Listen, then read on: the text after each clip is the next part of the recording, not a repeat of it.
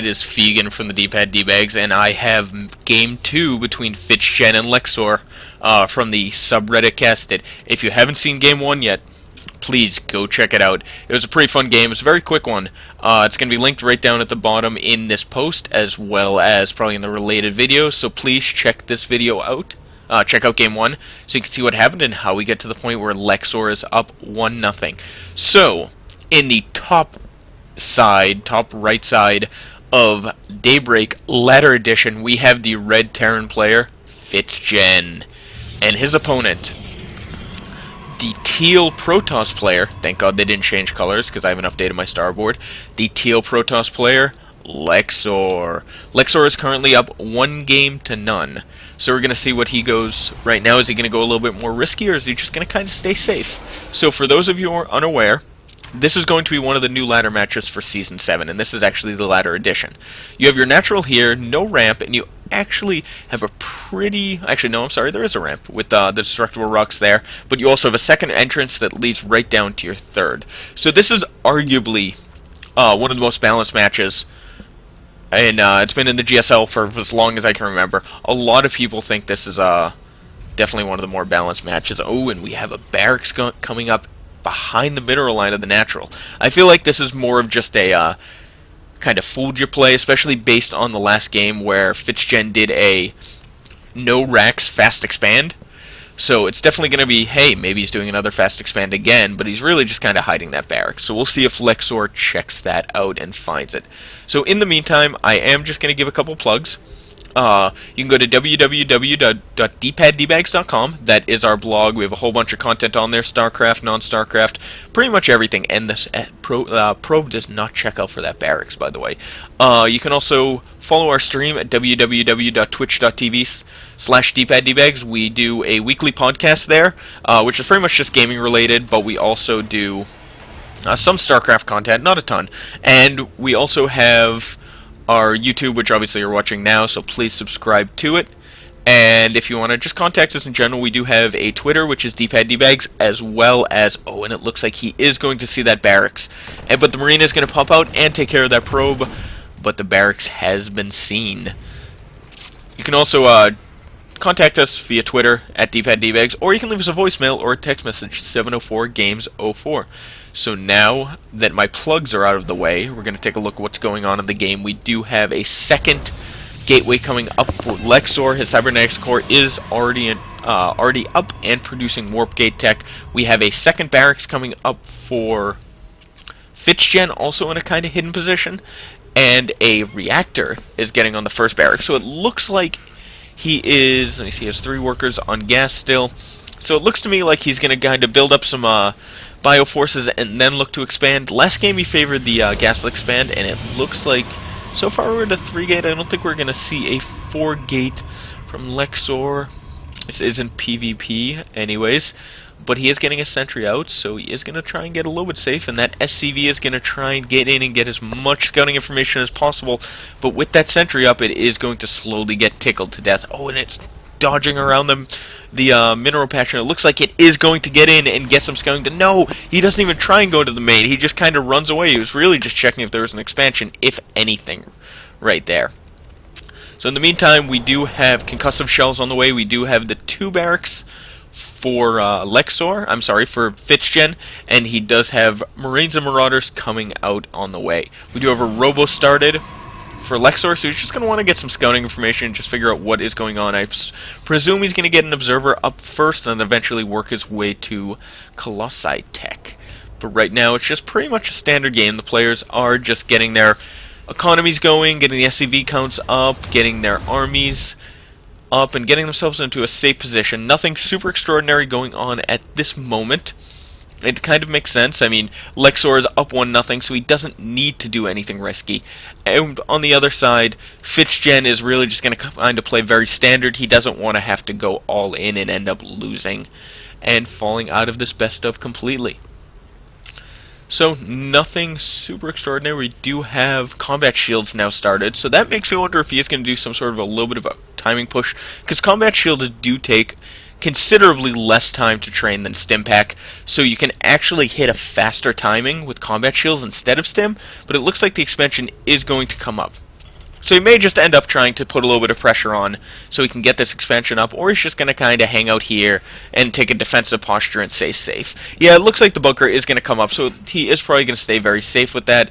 And Lexor does have an his observer out, Jesus, as I stumble over my words, and there is a probe here. He's looking for a suitable place to put a proxy pylon, but no, he's going to go right into the main and presumably die. No, he is going to get away, and he's probably going to pop his proxy pylon pretty soon. The observer working its way across the map, and he is getting his first immortal out, which is interesting. He does have a large marine count, so the marines do take down immortals moderately quickly. Granted, immortals do just so much damage, it's ridiculous, especially to the marauders.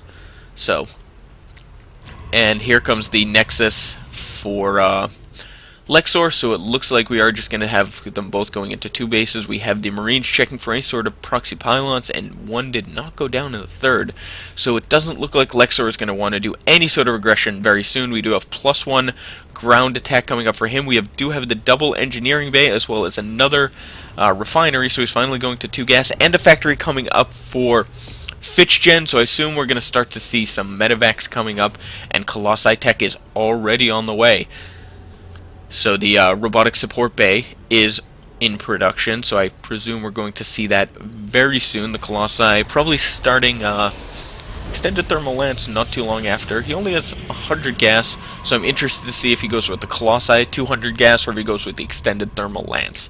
He is supply blocked, and does he have another pylon on the way? He does not. So it actually looks like he's going to be forced to go with the thermal lance. Oh, he does have his nexus, so that will give him some supply. Not a ton, but enough. 10 supply, which is enough. So the observer's just kind of hanging out, but we do have the missile turret coming up, so that observer is not going to live very long, and you guys just got to watch it die. Sorry for that random zoom in. We do have +1 started for the Terran player. He is not starting his +1 armor yet. He's really just getting his medevacs up. The swap should happen any second now, and these Marines are frantically patrolling the maps, making sure there are no proxy pylons anywhere to be found, and they have done their job. No proxy pylons have popped up. We do have another observer working its way across the map since that first observer did die. He's going to have to be careful with that. He doesn't want to run into another turret and lose another observer, and the first Colossi is finally in production, and he didn't go with extended thermal lance yet. So he is going to have short-range Colossi, but they still do a ton of damage, and it's going to be very effective, especially with fairly high Marine count. So let's see, 22 Marines and 8 Marauders, so the Colossi is going to be pretty effective. And Viking production has not been started. He is going with medevac production first. In terms of workers, we're looking at 40 against 44. Numbers a little bit low, but they are pretty even, so no one is substantially ahead of the other, and it looks like we're probably going to see the start of a little bit of dropping. Extended thermal lance has been started, as well as the Twilight Council is halfway done. So the Lexor may look to get into the position where charge lots are viable, or he's just setting himself up to get 2-2, as well as High Templar or Dark Templar tech.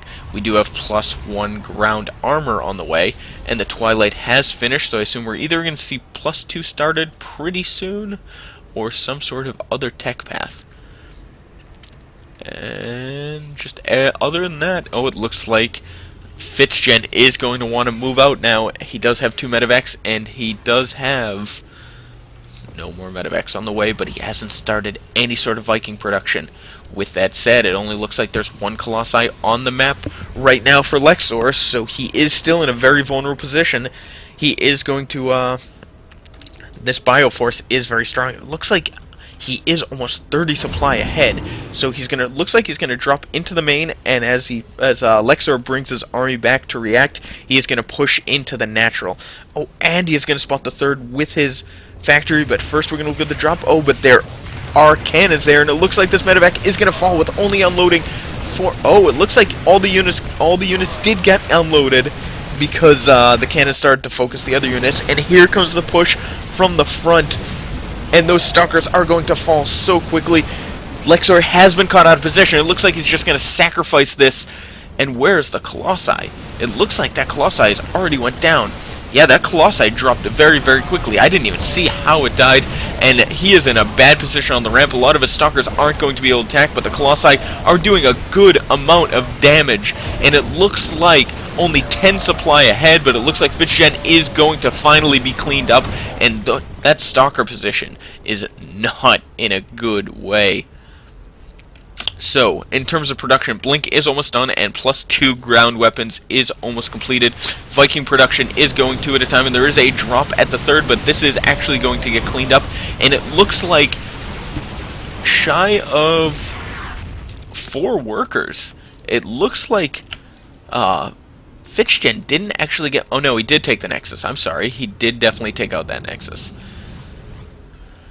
So, he is building his army back up, and now the armies have equalized. That Colossi was able to do so much damage, but Vikings now are on the map, so I think we need to see a transition here. Oh, and that medevac is just hanging out. When that cannon finishes, it is going to die, but no time soon. We do, I think, need to see a transition to High Templar very soon, and maybe even Charge Lot Archon, because those Vikings are going to be able to rip through that one Colossi. And I'm not sure this is actually a smart move for Lexor right now. The Colossi is tailing behind, and the bunker is there.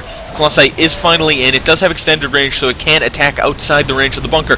But the Vikings are targeting that Colossi down. It looks like it is going to stay alive just barely. But oh, and it is moving the wrong way, almost right into those Vikings, but it does escape with its life, as well as does 5 Stalkers, an Immortal, and a Zealot. That was not a good position for Lexor to engage in, but that Colossi made it out with his life with 18 hit points. We do have more barracks. That is a lot of barracks dropped down. How many is that for him? Oh, it's only 6. It looked like a lot more. 1, 2, 3, 4, 5, 6. No, that's more than 6. That's 8. He's 9 barracks going right now. And he does have, surprisingly, the income to support it. He hasn't taken a 3rd, though. He does have his 3rd orbital, so he is dropping down mules at 3 at a time, but he does not take in his 3rd, so he is going to mine out of his main very, very soon. He is going to be down to 1 mining base, but he does have a little bit of a trust fund, and he is up by 20 supply.